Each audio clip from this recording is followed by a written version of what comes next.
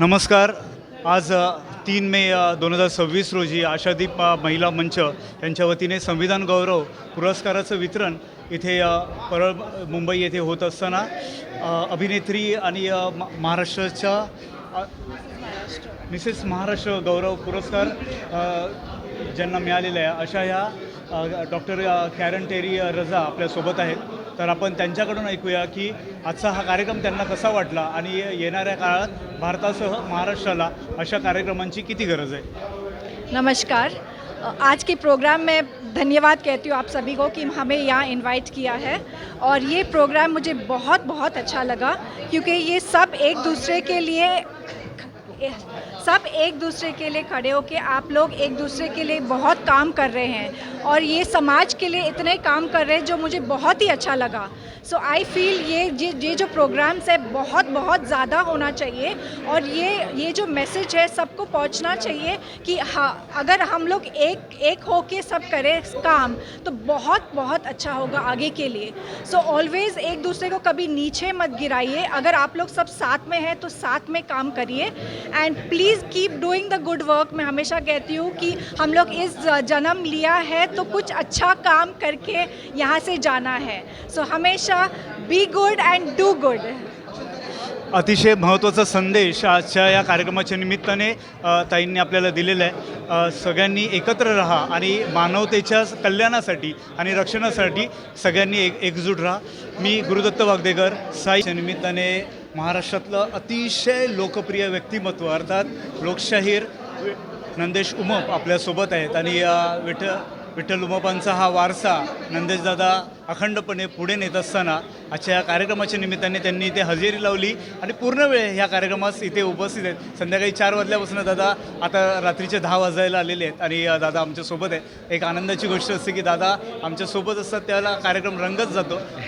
तर असाच हा कार्यक्रम आज दादांना कसा वाटला आणि सूरज हे कार्य करतो आहे आणि सूरजच्या या संपूर्ण टीमला आणि या संपूर्ण कार्यक्रमाच्या निमित्ताने भारतासह महाराष्ट्राला काय संदेश दिला जातो आहे असं आपल्याला वाटतं. नाही बरोबर आहे. मी सर्वप्रथम शिवरायांना मी मानाचा मुजरा करतो.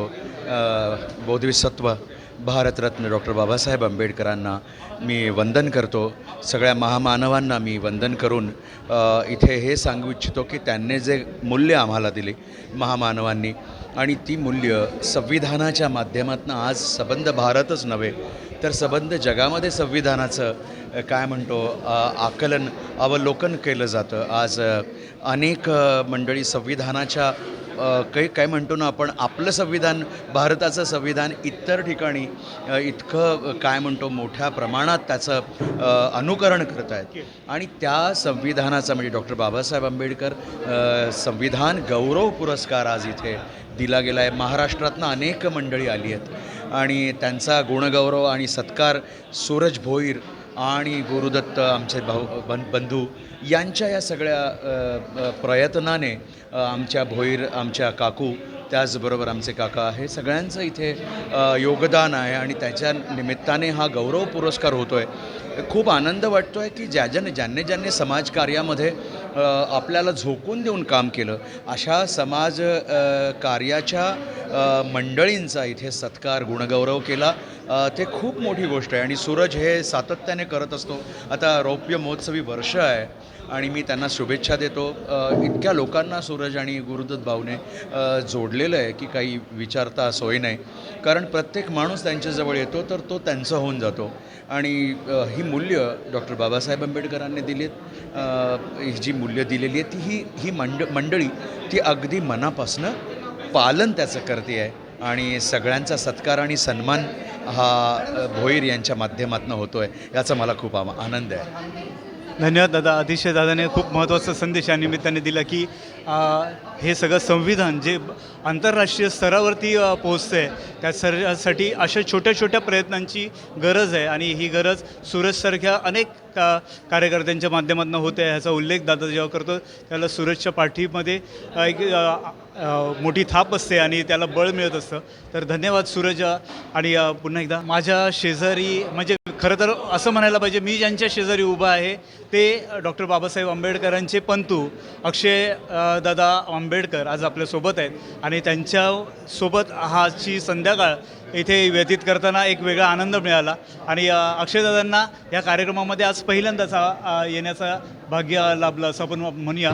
पण ते आल्यामुळे इथे आलेल्या पुरस्कारार्थींमध्ये जो वेगळं आनंद आणि चैतन्य निर्माण झालं ते सगळं बघितल्यानंतर आपल्याला सूरजचे हे प्रयत्न, मैत्री संस्था, आशादीप अशा अनेक संस्थांच्या माध्यमातून हा जो उपक्रम भारत संविधान गौरव जो चालू आहे तर तो आपल्याला कसा वाटला आणि येणाऱ्या काळात ह्या उपक्रमांची किती गरज आहे आपल्याला वाटतं?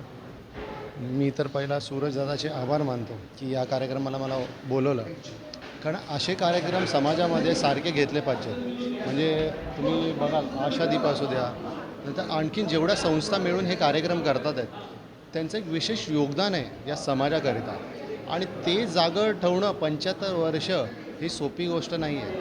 हे सूरजदादाच्या वडील मला भेटले. सूरजदादांच्या वडिलांनीसुद्धा या समाजासाठी, या सगळ्या गोरगरिबांसाठी कामं केलेली आहेत आणि ते व्हॅल्यूज, जे मॉरल्स आहेत ते सूरजदादामध्ये उतरलेले आहेत. आणि इथे जेवढे समाजाचे लोक आले होते, फार लांबून लांबून लोक आली होती. मी म्हटलं मराठवाड्यातून आले आहेत, कोकणातून आले आहेत, विदर्भातून आले आहेत, भरपूर लोकांची गाडी होती, जायचं होतं, पण तरी देखील लोक इथे बसून होते. का बसून होते? तर डॉक्टर बाबासाहेब आंबेडकरांनी जे भारतीय संविधान दिलेलं आहे, त्याचे मूलभूत जे अधिकार दिलेले आहेत त्याच्यासाठी ते इथून बसून होते. आणि मला वाटतं की आपली जबाबदारी बाबासाहेबांची लीडर न बनता बाबासाहेबांचे कार्यकर्ते, बाबासाहेबांचे विचारांचे कार्यकर्ते बनणं ही खूप गरजेचं आहे. आणि मी त्याच्यासाठी सातत्याने प्रयत्न करत असतो की बाबासाहेबांचा विचारांचा कार्यकर्ता झालो पाहिजे.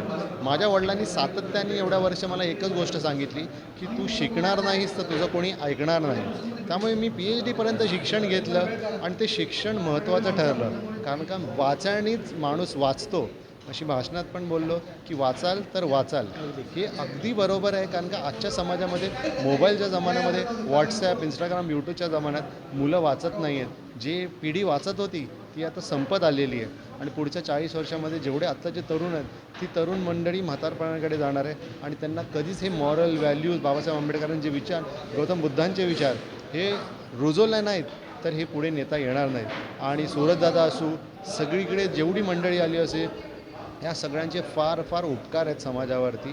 सगळ्यांच्या उपकारांना मी जाण ठेवतो आणि मीच देखील यासाठी प्रयत्न करत राहतो आणि प्रयत्नशील राहीन असं मी सांगतो. आणि सूरजदादाचे जे प्रयत्न आहेत ते अत्यंत मोलाचे आहेत, कारण त्यांनी सगळ्या समाजाचे, सगळे घटकांचे जे लोक आहेत त्यांना एकत्रित केलं. संदेशदादा इथे आले होते, महिला आयोगाच्या मॅडम आल्या होत्या, नंदेश उमापसाहेब आले होते. एवढे सगळे लोक, मोठे मोठे कलाकार गोळा करणं ही छोटी गोष्ट नाही आहे. त्यांची एवढी ओळख ठेवणं, ते समाजाचे ऋणी मानून ते इथे येणं ही पण छोटी गोष्ट नाही आहे. कारण का एखादा कलाकार म्हणतो की मी येणार नाही, पण ते इथे येतात, समाजाची कृतज्ञता व्यक्त करतात. त्याच्या वडिलांची जी त्यांना मॉरल व्हॅल्यूज दिलेले आहेत त्याची पण त्यांनी जाण ठेवलेली आहे, ते आपण विसरून चालणार नाही. मी यासाठी सगळ्यांना धन्यवाद देतो की असेच कार्यक्रम रुजवत राहा, समाजात मॉरल व्हॅल्यूज टाकत राहा. जय भीम, नमो बुद्धाय. तुमचे सगळ्यांचा आभार आणि धन्यवाद. अक्षयदादांनी आत्ताच जसं आपल्याला सांगितलं की ह्या ज्या मॉरल व्हॅल्यूज आहेत त्याचं अनेक दशकांपर्यंत, अनेक शतकांपर्यंत पालन होणं गरजेचं आहे. ह्याच नोटवरती आपण इथे थांबूया आणि रजा घेतो. विशाल महाराष्ट्रासाठी मी गुरुदत्त आणि कॅमेरामन साईनाथ.